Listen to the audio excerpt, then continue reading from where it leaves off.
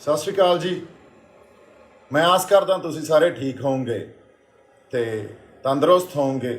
ਹਾਲਾਂਕਿ ਲੋਕਡਾਊਨ ਥੋੜਾ ਜਿਹਾ ਰਿਲੈਕਸ ਹੋਇਆ, ਰਿਲੈਕਸੇਸ਼ਨ ਮਿਲੀ ਆ ਤੇ ਆਪਦੇ ਕੰਮਕਾਰ ਆਪਾਂ ਸ਼ੁਰੂ ਕਰ ਲਏ ਆ।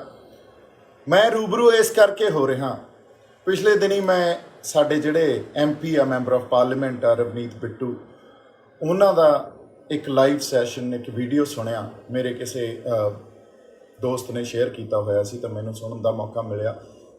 ਖਾਸ ਤੌਰ 'ਤੇ ਉਸ ਗੱਲ ਦੀ ਪੜਚੋਲ ਕਰਨੀ ਆ, ਉਸ ਬਾਰੇ ਬੋਲਣਾ ਬੜਾ ਜ਼ਰੂਰੀ ਸੀ, ਕਿਉਂਕਿ ਉਸ 'ਚ ਉਹਨਾਂ ਨੇ ਇਹ ਗੱਲ ਕਹੀ ਵੀ ਜੈਜ਼ੀ ਬੈਂਸ ਜਾਂ ਦਲਜੀਤ ਦੋਸਾਂਝ, ਉਹਨਾਂ ਨੇ ਕੋਈ ਗੱਲਾਂ ਕੀਤੀਆਂ ਜਿਹੜੀ ਕਿ ਦੇਸ਼ ਧਰੋਹੀ ਗੱਲ ਆ ਤੇ ਉਹਨਾਂ ਦੇ ਖਿਲਾਫ ਪਰਚੇ ਹੋਣੇ ਚਾਹੀਦੇ ਆ।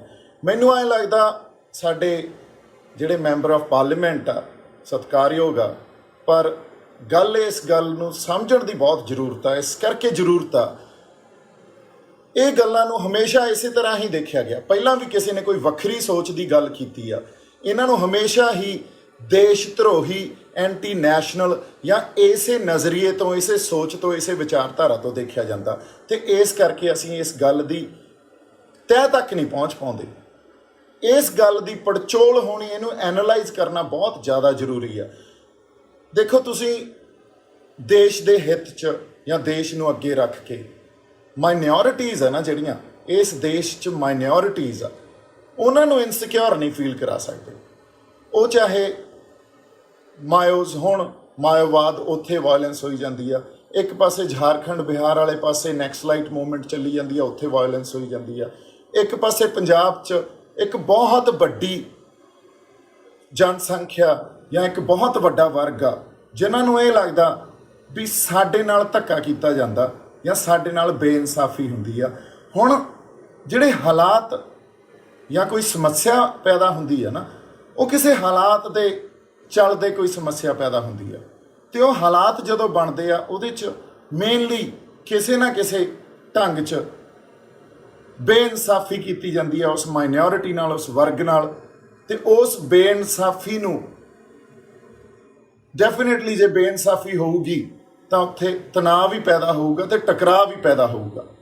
ਹੁਣ ਉਸ ਟਕਰਾਅ ਨੂੰ ਜਾਂ ਉਸ ਤਣਾਅ ਨੂੰ ਦਬਾਉਣ ਵਾਸਤੇ, ਉਹਨੂੰ ਜਮਾਂ ਹੀ ਦੱਬਣ ਵਾਸਤੇ ਜਿਹੜੀ ਗੱਲ ਵਰਤੀ ਗਈ ਆ, ਹਮੇਸ਼ਾ ਤੋਂ ਵਰਤੀ ਗਈ ਆ, ਸਾਡੇ ਪੋਲੀਟੀਕਲ ਲੀਡਰਸ ਇਸੇ ਗੱਲ 'ਤੇ ਅੱਗੇ ਆ ਕੇ ਗੱਲਾਂ ਕਰਦੇ ਆ ਵੀ ਇਹ ਦੇਸ਼ ਧਰੋਹੀ ਗੱਲ ਹੋ ਗਈ ਜੀ। ਦੇਖੋ, ਦੇਸ਼ ਨੇ ਟੁੱਟ ਜਾਣਾ, ਹੁਣ ਤਾਂ ਪਹਿਲਾਂ ਵਰਗੇ ਹਾਲਾਤ ਬਣ ਜਾਣਗੇ, ਕੋਈ ਹਥਿਆਰ ਮਿਲ ਗਿਆ, ਦੇਖੋ ਫਿਰ ਉਹੀ ਗੱਲ ਚੱਲ ਰਹੀ ਆ, ISI ਆ ਗਈ, ਹਥਿਆਰ ਸਪਲਾਈ ਕਰ ਰਹੀ ਆ। ਆਈ ਥਿੰਕ ਲੈਟਸ ਮੂਵ ਅਵੇ from this disclosure, let's understand the situation, because ਤੁਸੀਂ ਕਿੰਨੇ ਕੁ ਪਰਚੇ ਕਰਾ ਲਓਗੇ, ਤੁਸੀਂ ਕਿੰਨੇ ਕੁ ਨੂੰ ਦਬਾ ਲਓਗੇ, ਇਹ ਗੱਲ ਨਹੀਂ ਖਤਮ ਹੋਣੀ ਜਦੋਂ ਤੱਕ ਤੁਸੀਂ ਇਹਨੂੰ ਐਨਾਲਾਈਜ਼ ਨਹੀਂ ਕਰਦੇ, ਜਦੋਂ ਤੱਕ ਤੁਸੀਂ ਇੱਕ ਵੱਖਰੀ ਸੋਚ ਜਾਂ ਵੱਖਰੀ ਵਿਚਾਰਧਾਰਾ ਨੂੰ ਸਮਝਣ ਦੀ ਕੋਸ਼ਿਸ਼ ਨਹੀਂ ਕਰਦੇ ਜਾਂ ਇੱਕ ਸੰਵਾਦ ਦਾ ਸਿਲਸਿਲਾ ਨਹੀਂ ਉਹਨਾਂ ਨਾਲ ਜਿਹੜਾ ਬਣਾਇਆ ਜਾਂਦਾ ਜਾਂ ਰਚਿਆ ਜਾਂਦਾ। ਸੋ ਇਸ ਗੱਲ ਨੇ ਖਤਮ ਨਹੀਂ ਹੋਣਾ। ਤੁਸੀਂ ਦੇਸ਼ ਧਰੋਹੀ ਕਹਿ ਕੇ ਪਰਚੇ ਦਿੰਦੇ ਰਹੋਗੇ, ਫਿਰ ਵੀ ਅਗਲੀ ਜਨਰੇਸ਼ਨ ਪੈਦਾ ਹੋਊਗੀ, ਡਰ ਪੈਦਾ ਕਰੋਗੇ, ਪਰ ਡਰ ਬਾਹਲਾ ਦੇਰ ਲੋਕਾਂ 'ਚ ਪੈਦਾ ਨਹੀਂ ਕੀਤਾ ਜਾ ਸਕਦਾ ਹੁੰਦਾ। ਕਿਤੇ ਨਾ ਕਿਤੇ ਜਾ ਕੇ ਉਹ ਚਿਣਗ, ਕਿਤੇ ਨਾ ਕਿਤੇ ਜਾ ਕੇ ਜਿਹੜੀ ਇਹ ਇੱਕ ਰਿਬੈਲੀਅਨ ਇਨਸਟਿੰਕਟ ਆ, ਆਪਦੇ ਆਪ ਨੂੰ, ਆਪਦੀ ਹੋਂਦ ਨੂੰ ਬਚਾਉਣ ਵਾਸਤੇ ਜਾਂ ਆਪਦੇ ਹੱਕਾਂ ਦੇ ਲਈ ਜਿਹੜੀ ਲੜਾਈ ਹੁੰਦੀ ਆ, ਉਹ ਫਿਰ ਉੱਠਿਆ ਆਉਂਦੀ ਆ ਤੇ ਉਹਨੇ ਉੱਠਣਾ ਹੀ ਉੱਠਣਾ, ਔਰ ਸਪੈਸ਼ਲੀ ਪੰਜਾਬੀ ਕੌਮ 'ਚ ਤਾਂ ਜਮਾ ਹੀ ਉੱਠਣਾ ਉਸ ਗੱਲ ਨੇ। ਸੋ ਮੈਂ ਇਹ ਗੱਲ ਕਹਿਣੀ ਚਾਹੁੰਦਾ ਸੀ ਵੀ ਸਾਡੀਆਂ ਸਮੱਸਿਆਵਾਂ, ਸਾਡੇ ਪੰਜਾਬ ਦੀਆਂ ਸਮੱਸਿਆਵਾਂ, ਸਾਡੀ ਕੌਮ ਦੀਆਂ ਸਮੱਸਿਆਵਾਂ, ਪੰਜਾਬੀਆਂ ਦੀਆਂ ਸਮੱਸਿਆਵਾਂ, ਉਹ ਕਿਸੇ ਹਾਲਾਤ ਦੇ ਕਰਕੇ ਪੈਦਾ ਹੋਈਆਂ। ਹੁਣ ਜਿਹੜੇ ਉਹ ਹਾਲਾਤ ਆ, ਉਹਦੇ 'ਚ ਸਾਡੇ ਨਾਲ ਬੇਇਨਸਾਫੀਆਂ ਹੋਈਆਂ। ਬੇਇਨਸਾਫੀਆਂ ਨੂੰ ਤੁਸੀਂ ਡਾਇਗਨੋਸ ਤਾਂ ਕਰੋ, ਐਨਾਲਾਈਜ਼ ਤਾਂ ਕਰੋ। ਤੁਸੀਂ ਇਸ ਦੇਸ਼ 'ਚ ਇੱਕ ਸਿਸਟਮ ਚੱਲਦਾ ਜਿਹਨੂੰ ਕਿ ਲੋਕਤੰਤਰ ਦੇ ਅਧੀਨ ਤੁਸੀਂ ਚਲਾਉਣੇ ਹੋ। ਜੇ ਤੁਸੀਂ ਉਸ ਸਿਸਟਮ ਨੂੰ ਲੋਕਤੰਤਰ ਜਾਂ ਡੈਮੋਕ੍ਰੈਟਿਕ ਸਿਸਟਮ ਕਹਿੰਦੇ ਹੋ, ਤਾਂ ਇਸ ਦੇਸ਼ ਦੀ ਕੋਈ ਵੀ ਮਾਈਨੋਰਿਟੀ ਇਸ ਗੱਲ 'ਚ ਵਿਸ਼ਵਾਸ ਨਹੀਂ ਰੱਖਦੀ ਵੀ ਇਹ ਡੈਮੋਕ੍ਰੈਟਿਕ ਸਿਸਟਮ ਆ, ਕਿਉਂਕਿ ਮਾਈਨੋਰਿਟੀਜ਼ ਨੂੰ ਇਹ ਲੱਗਦਾ ਵੀ ਇਹ ਡੈਮੋਕ੍ਰੈਟਿਕ ਸਿਸਟਮ ਨਹੀਂ ਆ, ਇਹ ਕੈਪੀਟਲਿਸਟਿਕ ਸੁਸਾਇਟੀ ਆ। ਇੱਥੇ ਕੁਛ ਕੁ ਚੁਣਿੰਦਾ ਜਿਹੜੇ ਲੋਕ ਆ ਇਸ ਦੇਸ਼ ਦੇ, ਇੱਕ ਕੈਪੀਟਲਿਸਟਿਕ ਲੋਕ ਆ ਜਿਨ੍ਹਾਂ ਕੋਲੇ ਜਿਹੜੇ ਪੂੰਜੀ ਬਹੁਤ ਜ਼ਿਆਦਾ, ਉਹਨਾਂ ਕੋਲੇ ਪੂੰਜੀਵਾਦ ਆ। ਸੋ ਉਹ ਆਪਦੇ ਢੰਗ ਨਾਲ ਚਾਹੇ ਕੌਂਸਟੀਟਿਊਸ਼ਨ ਹੋਵੇ, ਚਾਹੇ ਕੋਈ ਪੋਲੀਟੀਕਲ ਪਾਰਟੀ ਹੋਵੇ, ਉੱਥੇ ਜਿਹੜੀਆਂ ਪਾਲਿਸੀਜ਼ ਬਣਦੀਆਂ ਉਹਨਾਂ ਨੂੰ ਇਨਫਲੂਐਂਸ ਕਰਦੇ ਆ ਅਤੇ ਸਾਰਾ ਸਿਸਟਮ ਜਾਂ ਸਾਰਾ ਜਿਹੜਾ ਵਰਤਾਰਾ ਉਸ ਅਕੋਰਡਿੰਗਲੀ ਉਹਨਾਂ ਦੇ ਇੰਟਰਸਟ 'ਚ, ਉਹਨਾਂ ਦੇ ਹਿੱਤਾਂ 'ਚ ਰਨ ਕਰਦਾ। ਕਿਉਂਕਿ ਜੇ ਇਹ ਲੋਕਤੰਤਰਿਕ ਹੁੰਦਾ ਤਾਂ ਕੋਈ ਵੀ ਮਾਈਨੋਰਿਟੀ ਨੇ ਕਦੇ ਇਨਸਿਕਿਉਰ ਫੀਲ ਕਰਨਾ ਹੀ ਨਹੀਂ ਸੀ। ਚਾਰੇ ਪਾਸੇ ਜਿੱਥੇ ਜਿੱਥੇ ਕੋਈ ਮਾਈਨੋਰਿਟੀ ਬੈਠੀ ਹੈ, ਤੁਹਾਨੂੰ ਐਗਜ਼ਾਮਪਲਸ ਤੁਹਾਡੇ ਸਾਹਮਣੇ ਆ, ਉਹ ਇਨਸਿਕਿਉਰ ਫੀਲ ਇਸੇ ਕਰਕੇ ਕਰਦੇ ਆ ਕਿਉਂਕਿ ਉਹਨਾਂ ਨੂੰ ਲੱਗਦਾ ਉਹਨਾਂ ਦੇ ਹਿੱਤਾਂ ਦੀ ਗੱਲ ਨਹੀਂ ਕੀਤੀ ਜਾਂਦੀ।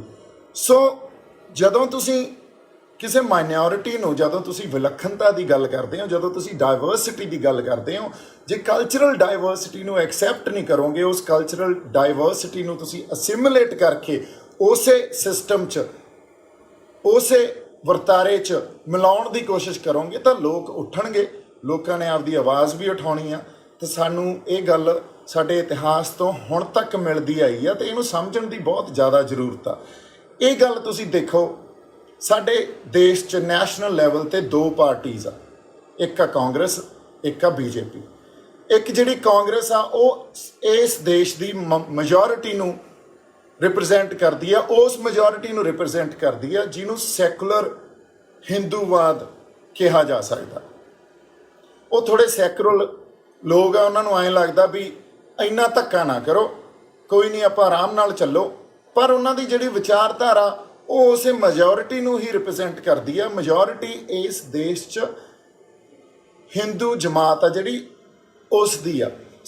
ਅਸੀਂ ਇਹ ਮੰਨਦੇ ਹਾਂ ਉਹ ਸਾਡੇ ਭਰਾ ਹੀ ਆ, ਅਸੀਂ ਕਦੇ ਵੱਖਵਾਦ ਦੀ ਗੱਲ ਨਹੀਂ ਕਰ ਰਹੇ, ਪਰ ਇਨ ਦੀ ਐਂਡ ਆਫ ਦਾ ਡੇ ਜਿਹੜੀ ਪੂੰਜੀਵਾਦੀਆਂ ਕੈਪੀਟਲਿਸਟਿਕ ਸੁਸਾਇਟੀ ਦੀ ਜਾਂ ਇੱਕ ਪਰਿਵਾਰਵਾਦ ਦੀ ਗੱਲ ਕਰਦੇ ਆ, ਉਹ ਸਾਨੂੰ ਸਾਰਿਆਂ ਨੂੰ ਪਤਾ ਜਿਹੜੀ ਕਾਂਗਰਸ ਪਾਰਟੀ ਆ ਉਹ ਖੜੀ ਹੀ ਇੱਕ ਫੈਮਿਲੀ ਡਾਇਨੈਸਟੀ 'ਤੇ ਆ, ਇੱਕ ਪਰਿਵਾਰਵਾਦ 'ਤੇ ਖੜੀ ਆ ਅਤੇ ਉੱਥੋਂ ਹੀ ਸਾਰਾ ਵਰਤਾਰਾ ਚੱਲਦਾ। ਔਰ ਉਹ ਜਿਹੜੀ ਫੈਮਿਲੀ ਡਾਇਨੈਸਟੀ ਆ, ਉਹਨਾਂ ਨੂੰ ਚਾਹੇ ਉਹ ਸ਼੍ਰੀਮਤੀ ਇੰਦਰਾ ਗਾਂਧੀ ਹੋਣ, ਚਾਹੇ ਰਾਜੀਵ ਗਾਂਧੀ ਹੋਣ, ਚਾਹੇ ਹੁਣ ਵਾਲਾ ਜਿਹੜੇ ਸਾਡੇ ਕਾਂਗਰਸ ਪਾਰਟੀ ਦੇ ਲੀਡਰ ਆ, ਉਹਨਾਂ ਨੂੰ ਇਹ ਲੱਗਦਾ ਵੀ ਇਹ ਇੱਕ ਸੁਪੀਰੀਅਰ ਲੋਕ ਆ, ਇਹ ਜਿਹੜੇ ਰੱਬ ਨੇ ਕੋਈ ਖਾਸ ਲੋਕ ਪੈਦਾ ਕੀਤੇ ਹੋਏ, ਇਹਨਾਂ ਦੇ ਉੱਤੇ ਕੋਈ ਸੁਪੀਰੀਅਰ ਹੋ ਨਹੀਂ ਸਕਦਾ।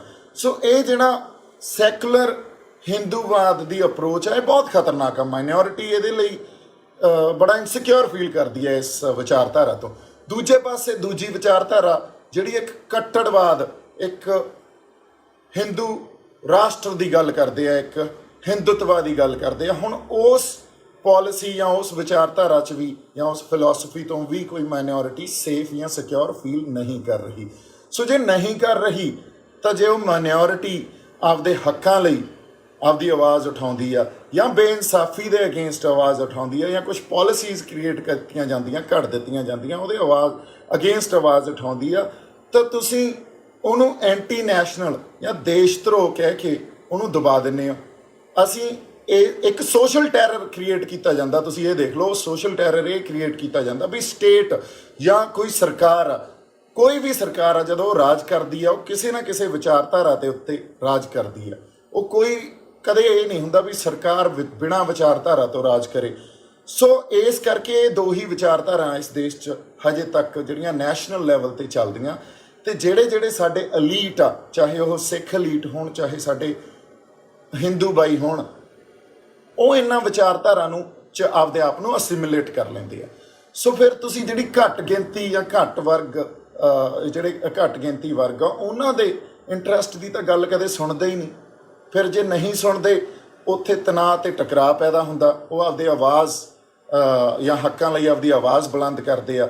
ਉਸ ਆਵਾਜ਼ ਨੂੰ ਪਹਿਲਾਂ ਤਾਂ ਉਹਨਾਂ ਨੂੰ ਕੁਝ ਜੁਮਲੇ ਦੇ ਕੇ ਜਾਂ ਝੂਠੇ ਵਾਅਦੇ ਦੇ ਕੇ ਬੰਦ ਕਰ ਦਿੱਤਾ ਜਾਂਦਾ ਕੁਝ ਦੇਰ ਲਈ, ਪਰ ਜਦੋਂ ਥੋੜ੍ਹੀ ਦੇਰ ਬਾਅਦ ਇਹ ਪਤਾ ਲੱਗਦਾ ਵੀ ਹੁਣ ਉਹ ਝੂਠੇ ਵਾਅਦੇ ਜਾਂ ਜੁਮਲਿਆਂ ਨਾਲ ਕੰਮ ਨਹੀਂ ਚੱਲਣਾ, ਫਿਰ ਸਟੇਟ ਕੋਲੇ ਜਿਹੜੀਆਂ ਆਪਦੀਆਂ ਪਾਵਰਸ ਆ, ਆਰਮਡ ਫੋਰਸਿਸ ਆ, ਉਹਨਾਂ ਦੇ ਥਰੂ ਜ਼ੁਲਮ ਅਤੇ ਜ਼ਬਰ ਰਾਹੀਂ ਉਹਨਾਂ ਦੀ ਆਵਾਜ਼ ਨੂੰ ਬੰਦ ਕਰ ਦਿੱਤਾ ਜਾਂਦਾ ਅਤੇ ਉਹਨੂੰ ਜਸਟੀਫਾਈ ਕਰਨ ਲਈ ਵੀ ਅਸੀਂ ਜਿਹੜਾ ਇਹ ਸਾਰਾ ਹਿੰਸਾ ਦਾ ਵਰਤਾਰਾ ਕੀਤਾ ਜਾਂ ਬੰਦੇ ਮਾਰੇ ਆ, ਇਹ ਦੇਸ਼ ਧਰੋਹੀ ਸੀ, ਇਹ ਬੰਦੇ ਅੱਤਵਾਦੀ ਸੀ ਅਤੇ ਇਹ ਬੰਦੇ ਜਿਹੜੇ ਵਿਦਰੋਹੀ ਸੀ, ਇਹਨਾਂ ਨੂੰ ਮਾਰਨਾ ਸਾਡੇ ਦੇਸ਼ ਦੇ ਹਿੱਤ 'ਚ ਆ। ਅਤੇ ਉਹ ਸਟੇਟ ਜਿਹੜਾ ਜਾਂ ਉਹ ਰਾਜ ਆ ਜਾਂ ਉਦੋਂ ਸਮੇਂ ਦੀ ਸਰਕਾਰ ਆ, ਉਹ ਇਸ ਚੀਜ਼ ਨੂੰ ਜਸਟੀਫਾਈ ਦੇਸ਼ ਨੂੰ ਅੱਗੇ ਰੱਖ ਕੇ ਕਰ ਦਿੰਦੀ ਆ। ਸੋ ਤੁਸੀਂ ਆਪ ਦੇਖੋ, ਇਹੀ ਗੱਲਾਂ ਚੱਲਦੀਆਂ ਆਈਆਂ। ਜੇ ਅਸੀਂ ਇਹਨਾਂ ਨੂੰ ਪ੍ਰੋਪੋਗੇਟ ਕਰਾਂਗੇ ਇਸ ਕਰਕੇ ਵੀ ਇਹ ਦੇਸ਼ ਧਰੋਹੀ ਆ ਤੇ ਇਹਨਾਂ ਗੱਲਾਂ ਤੋਂ ਸਵਾਦ ਲਵਾਂਗੇ, ਉਹਨੂੰ ਐਨਲਾਈਜ਼ ਨਹੀਂ ਕਰਾਂਗੇ, ਇਹ ਗੱਲਾਂ ਹੀ ਚੱਲਦੀਆਂ ਰਹਿਣਗੀਆਂ। ਕਦੇ ਵੀ ਅਸੀਂ ਕੋਈ ਪੀਸਫੁਲ ਗੱਲ ਜਾਂ ਸੰਵਾਦ ਵਾਲੀ ਗੱਲ ਤਾਂ ਕਰ ਹੀ ਨਹੀਂ ਸਕਾਂਗੇ ਫਿਰ। ਸੋ ਮੈਨੂੰ ਐਂ ਲੱਗਦਾ ਜਿਹੜੀ ਸਾਡੇ ਲੀਡਰ ਆ, ਜਿਹੜੇ ਸਾਡੇ ਪੋਲੀਟੀਸ਼ੀਅਨਸ ਆ, ਉਹਨਾਂ ਨੂੰ ਪਹਿਲਾਂ ਤਾਂ ਇਹ ਸਮਝਣਾ ਚਾਹੀਦਾ ਵੀ ਜਿਹੜੀ ਪੋਲੀਟਿਕਸ ਆ ਨਾ, it's not a simple mathematics. ਕਿਸੇ ਵਿਦਵਾਨ ਨੇ ਇਹ ਗੱਲ ਕਹੀ ਸੀ, politics is not a simple mathematics, it's a higher mathematics. ਔਰ ਸਪੈਸ਼ਲੀ ਇਸ ਦੇਸ਼ 'ਚ, ਹਿੰਦੁਸਤਾਨ ਵਰਗੇ ਜਾਂ ਭਾਰਤ ਜਾਂ ਇਸ ਦੇਸ਼ 'ਚ, ਜੇ ਚਾਹੇ ਸਿੱਖ ਹੋਣ, ਚਾਹੇ ਉਹ ਨੈਕਸਲਾਈਟਸ ਹੋਣ, ਚਾਹੇ ਉਹ ਮਾਓਵਾਦੀ ਹੋਣ, ਉਹਨਾਂ ਨੇ ਇਸ ਦੇਸ਼ ਦੇ ਇੱਕ ਸਿਸਟਮ 'ਚ ਆਪਦਾ ਇੱਕ ਟਰਸਟ, ਆਪਦਾ ਇੱਕ ਯਕੀਨ ਦਿੱਤਾ ਸੀ, ਤਾਂ ਉਹਨੂੰ ਤੋੜਿਆ ਨਹੀਂ ਜਾਣਾ ਚਾਹੀਦਾ। ਉਹਦੇ ਅਗੇਂਸਟ ਇਸ ਮਾਈਨੋਰਿਟੀ ਦੇ ਅਗੇਂਸਟ ਇੱਕ ਸੋਸ਼ਲ ਟੈਰਰ ਨਹੀਂ ਪੈਦਾ ਕੀਤਾ ਜਾਣਾ ਚਾਹੀਦਾ, ਕਿਉਂਕਿ ਇਹ ਹਮੇਸ਼ਾ ਸੋਸ਼ਲ ਟੈਰਰ ਦੇ ਸ਼ਿਕਾਰ ਮਾਈਨੋਰਿਟੀ ਹੁੰਦੀ ਆ। ਸਿੱਖ ਇਹਦਾ ਪਹਿਲੀ ਵਾਰੀ ਸ਼ਿਕਾਰ 1947 ਤੋਂ ਬਾਅਦ 1984 'ਚ ਹੋਏ, ਚਾਹੇ ਉਹ ਦਰਬਾਰ ਸਾਹਿਬ 'ਤੇ ਹਮਲਾ ਹੋਵੇ, ਚਾਹੇ ਉਹ ਦਿੱਲੀ ਸਿੱਖ ਜੈਨੋਸਾਈਡ ਰਾਈਟਸ ਹੋਣ, ਉਸ ਸੋਸ਼ਲ ਟੈਰਰ ਦਾ ਸ਼ਿਕਾਰ ਹੀ ਹੋਏ, ਜਿਹਦੇ ਥਰੂ ਸਟੇਟ ਨੇ ਆਪਦੀ ਮਸ਼ੀਨਰੀ ਦੇ ਥਰੂ ਜਾਂ ਆਪਦੇ ਜਿਹੜੇ ਇੱਕ ਸਮਾਜਿਕ ਵਰਗ ਉਹਨਾਂ ਦੇ ਥਰੂ ਸਿੱਖਾਂ 'ਤੇ ਧੱਕਾ ਕੀਤਾ। ਸੋ ਮੈਂ ਗੱਲ ਜਿਹੜੀ ਕਹਿ ਰਿਹਾ, ਅਤੇ ਉਦੋਂ ਬਾਅਦ ਸਿੱਖਾਂ ਨੂੰ ਇੱਕ ਇਸ ਢੰਗ 'ਚ ਪ੍ਰੋਜੈਕਟ ਕਰ ਦਿੱਤਾ ਗਿਆ ਆਪਦੇ PR ਦੇ ਥਰੂ, ਆਪਦੇ ਸੋਸ਼ਲ ਮੀਡੀਆ, ਚਾਹੇ ਉਦੋਂ ਨਹੀਂ ਸੀ ਪਰ ਇਲੈਕਟ੍ਰੋਨਿਕ ਮੀਡੀਆ ਜਾਂ ਪ੍ਰਿੰਟ ਮੀਡੀਆ ਦੇ ਥਰੂ ਦੇ ਇਹ ਅੱਤਵਾਦੀ ਆ ਜਾਂ ਇਹ ਵੱਖਵਾਦੀ ਆ, ਜਾਂ ਇਹ ਤਾਂ ਦੇਖੋ ਜੀ ਹੁਣ ਮੁਲਕ ਨੂੰ ਤੋੜ ਦੇਣਗੇ, ਦੇਖੋ ਇਹ ਤਾਂ ਇੰਟਰਨੈਸ਼ਨਲ ਗੱਲ ਹੋ ਗਈ, ਇੱਕ ਛੋਟਾ ਜਿਹਾ ਹਥਿਆਰ ਮਿਲ ਜਾਂਦਾ, ਵੇਖੋ ਜੀ ਫਿਰ ਉਹੀ ਹਾਲਾਤ ਪੈਦਾ ਹੋ ਜਾਣਗੇ। ਸੋ ਉਹਦੇ ਨਾਲ ਜਿਹੜੇ ਇੱਕ ਸ਼ਰਧਾ ਸਟੇਟ ਦੇ ਪ੍ਰਤੀ ਜਾਂ ਉਹਦੀ ਜ਼ੁਲਮ ਨੂੰ, ਉਹਦੇ ਜ਼ਬਰ ਨੂੰ ਜਸਟੀਫਾਈ ਕਰਨ ਦੀ ਇੱਕ ਮੁਹਿੰਮ ਚਲਾਈ ਜਾਂਦੀ ਆ।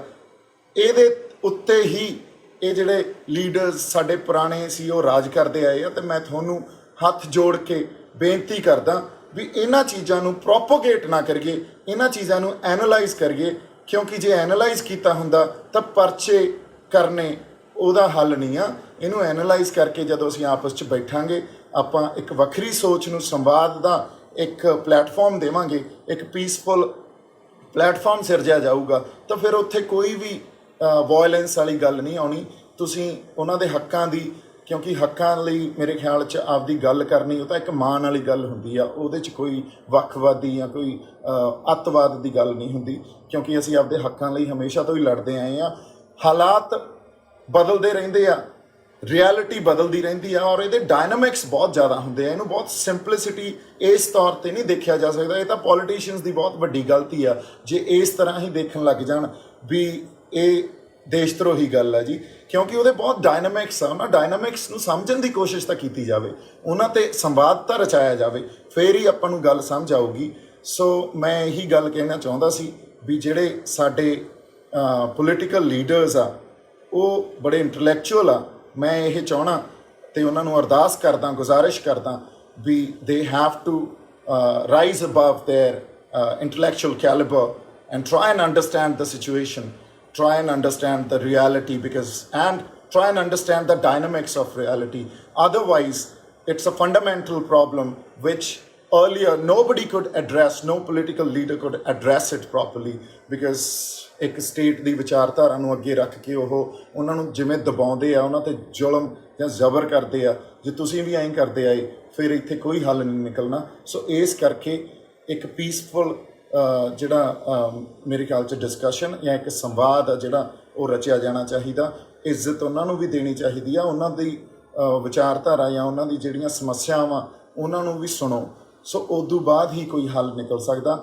ਅਦਰਵਾਈਜ਼ ਜਿੰਨੇ ਮਰਜ਼ੀ ਪਰਚੇ ਕਰ ਲਓ, ਜਿੰਨੇ ਮਰਜ਼ੀ ਤੁਸੀਂ ਬੰਦੇ ਡਰਾ ਲਓ, ਇਹ ਗੱਲ ਨੇ, ਇਸ ਚਿਣਗ ਨੇ ਸਪੈਸ਼ਲੀ ਪੰਜਾਬੀਆਂ 'ਚ ਹਮੇਸ਼ਾ ਰਹਿਣਾ, ਇਹਨੇ ਖਤਮ ਹੀ ਨਹੀਂ ਹੋਣਾ। ਕਿਉਂਕਿ ਸਾਨੂੰ ਸਾਡੇ ਗੁਰੂ ਸਾਹਿਬਾਨਾਂ ਤੋਂ ਆਪਦੇ ਜਿਹੜੇ ਇੱਕ ਸਾਡੇ ਅੰਦਰ ਸੋਵਰਨਿਟੀ ਆ ਜਾਂ ਇੱਕ ਫਰੀਡਮ ਆ, ਜਾਂ ਅਸੀਂ ਕਿਸੇ ਦੇ ਅਧੀਨ ਨਹੀਂ ਰਹਿ ਸਕਦੇ ਅਕਾਲ ਪੁਰਖ ਤੋਂ ਬਿਨਾਂ, ਉਹ ਗੁਰੂ ਸਾਹਿਬਾਨਾਂ ਤੋਂ ਮਿਲੀ ਹੋਈ ਆ। ਮੈਨੂੰ ਐਂ ਲੱਗਦਾ ਜਿਹੜੇ ਸਤਿਕਾਰਯੋਗ ਰਵਨੀਤ ਬਿੱਟੂ ਜੀ ਆ, ਉਹ ਇਹ ਉਹਨਾਂ ਦੇ ਅੰਦਰ ਵੀ ਹੋਊਗੀ। ਪਰ ਮੈਨੂੰ ਇਸੇ ਕਰਕੇ ਮੈਂ ਉਹਨਾਂ ਨੂੰ ਗੁਜ਼ਾਰਿਸ਼ ਅਤੇ ਅਰਦਾਸ ਕਰ ਰਿਹਾ। ਇਹ ਹੁਣ ਕੋਈ ਚੈਨਲ ਜਿਹੜੀ ਖਬਰਾਂ ਬਣਾ ਦਿੰਦੇ ਆ ਵੀ ਦੀਪ ਸਿੱਧੂ ਨੇ ਰਵਨੀਤ ਬਿੱਟੂ ਤੇ ਲਾਇਆ ਤਵਾ ਜਾਂ ਕੋਈ ਵੀ ਇਹੋ ਜਿਹੀ ਗੱਲ ਕਰ ਦੇਣ, ਉਹ ਵੱਖਰੀ ਗੱਲ ਆ, ਮੈਨੂੰ ਨਹੀਂ ਪਤਾ। ਪਰ ਮੈਂ ਤੁਹਾਨੂੰ ਬੇਨਤੀ ਕਰਦਾ ਸੀ ਵੀ ਤੁਸੀਂ ਸਾਡੇ ਸਾਰੇ ਨੌਜਵਾਨ ਆਉਣ ਵਾਲੇ ਆਗੂ ਹੋ, ਅਤੇ ਮੈਂ ਤੁਹਾਡੇ ਤੋਂ ਆਸ ਇਹ ਕਰਦਾ ਵੀ ਨਾ ਤਾਂ ਦਲਜੀਤ ਅਤੇ ਨਾ ਹੀ ਜੈਜ਼ੀ ਬੈਂਸ ਕੋਈ ਦੇਸ਼ ਧਰੋਹੀ ਆ। ਜੇ ਉਹਨਾਂ ਨੇ ਕੋਈ ਕਿਸੇ ਹੋਰ ਵਿਚਾਰਧਾਰਾ ਦੀ ਗੱਲ ਕੀਤੀ ਆ, ਜਾਂ ਜੇ ਉਹਨਾਂ ਨੇ ਖਾਲਿਸਤਾਨ ਦੀ ਗੱਲ ਕੀਤੀ ਆ, ਜਾਂ ਸਾਡੇ ਜਿਹੜੇ ਪੰਥ ਦੇ ਜਥੇਦਾਰ ਸਾਹਿਬਾਨ ਆ, ਉਹ ਬਹੁਤ ਸਤਿਕਾਰਯੋਗ ਆ, ਉਹ ਬਹੁਤ ਲਰਨਡ ਬੰਦੇ ਆ, ਉਹ ਬੜੇ ਗਿਆਨੀ ਆ। ਤੁਸੀਂ ਦੇਖੋ ਪੋਲੀਟੀਕਲ ਪਾਰਟੀ ਕੁਛ ਵੀ ਕਰੇ, ਪਿੱਛੇ ਆਪਾਂ ਇਹ ਕਹਿ ਦਈਏ ਵੀ ਬਾਦਲਾਂ ਨੇ ਉਹਨਾਂ ਨੂੰ ਅਪੁਆਇੰਟ ਕੀਤਾ ਜਾਂ ਉਹਨਾਂ ਨੂੰ ਕਿਸੇ ਪੋਲੀਟੀਕਲ ਪਾਰਟੀ ਦੀ ਸ਼ੈ ਆ, ਇਹਨਾਂ ਗੱਲਾਂ 'ਚ ਕੋਈ ਦਮ ਨਹੀਂ ਹੁੰਦਾ। ਗੱਲ ਤਾਂ ਫਿਰ ਵੀ ਬੈਠ ਕੇ ਹੀ ਕਰਨੀ ਪੈਂਦੀ ਆ। ਕੋਈ ਵੀ ਦੇਸ਼ ਧਰੋਹੀ ਨਹੀਂ ਆ। ਅਸੀਂ ਆਪਦੇ ਹੱਕਾਂ ਲਈ, ਅਸੀਂ ਬੇਇਨਸਾਫੀ ਦੇ ਅਗੇਂਸਟ ਆਪਦੀ ਲੜਾਈ ਲੜਦੇ ਹਾਂ, ਅਤੇ ਇਹੀ ਗੱਲ ਬਸ ਤੁਹਾਨੂੰ ਸਮਝ ਆ ਜੇ ਤਾਂ ਬਹੁਤ ਵਧੀਆ ਗੱਲ ਹੈ ਜੀ। ਇਹਦਾ ਕੋਈ ਹੱਲ ਨਿਕਲਿਆ ਆਊਗਾ, ਸਾਰੇ ਬੈਠ ਕੇ ਇਹਦਾ ਕੋਈ ਹੱਲ ਕੱਢ ਲਾਂਗੇ। ਨਹੀਂ ਤਾਂ ਤੁਸੀਂ ਜਿਵੇਂ ਪਹਿਲਾਂ ਸਰਕਾਰਾਂ ਨੇ ਅੱਤਵਾਦੀ ਦੀ ਸਟੈਂਪ ਸਿੱਖਾਂ 'ਤੇ ਲਾਈ ਆ, ਜਾਂ ਉਸ ਹਰ ਬੰਦੇ 'ਤੇ ਲਾਈ ਆ ਜਿਹਦੀ ਕੋਈ ਵੱਖਰੀ ਤਰ੍ਹਾਂ ਦੀ ਸੋਚ ਆ, ਜਾਂ ਉਹ ਆਪਦੇ ਹੱਕਾਂ ਦੇ ਲਈ ਲੜਦਾ, ਤਾਂ ਫਿਰ ਉਹੀ ਲਾਉਂਦੇ ਰਹੋਗੇ, ਫਿਰ ਇਹਦਾ ਕੋਈ ਹੱਲ ਨਹੀਂ ਨਿਕਲਣਾ। ਜਿੰਨੇ ਮਰਜ਼ੀ ਪਰਚੇ ਕਰ ਲਈਏ, ਜਿੰਨੇ ਮਰਜ਼ੀ ਅਸੀਂ ਕੇਸ ਪਾ ਕੇ ਡਰਾ ਲਈਏ, ਕੋਈ ਹੱਲ ਨਹੀਂ ਨਿਕਲਣਾ। ਸੋ ਇੰਨਾ ਹੀ ਮੈਨੂੰ ਜਿਹੜੀ ਮੈਂ ਗੱਲ ਕਰਨਾ ਚਾਹੁੰਦਾ ਸੀ ਵੀ ਸੋਸ਼ਲ ਟੈਰਰ ਆਪਾਂ ਨਹੀਂ ਕ੍ਰੀਏਟ ਕਰਦੇ। ਆਪਾਂ ਪਿਆਰ, ਸਾਂਝ ਅਤੇ ਭਾਈਚਾਰਾ ਉਹਨੂੰ ਸਮਝ ਕੇ ਚੱਲਦੇ ਹਾਂ। ਪੰਜਾਬੀਆਂ 'ਚ ਤਾਂ ਸਪੈਸ਼ਲੀ ਇਹ ਗੱਲ ਹੋਣੀ ਚਾਹੀਦੀ ਆ। ਸੋ ਥੈਂਕ ਯੂ ਸੋ ਮੱਚ। ਜਿਉਂਦੇ ਵਸਦੇ ਰਹੋ। ਮੇਰੇ ਵੱਲੋਂ ਬਹੁਤ ਸਾਰਾ ਪਿਆਰ ਅਤੇ ਸਤਿਕਾਰ ਸਾਰਿਆਂ ਨੂੰ। ਸਤਿ ਸ਼੍ਰੀ ਅਕਾਲ। E5 ਚੈਨਲ ਪੰਜਾਬੀ ਹੁਣੇ ਸਬਸਕ੍ਰਾਈਬ ਕਰੋ, ਬੈਲ ਆਈਕਨ ਤੇ ਕਲਿੱਕ ਕਰੋ।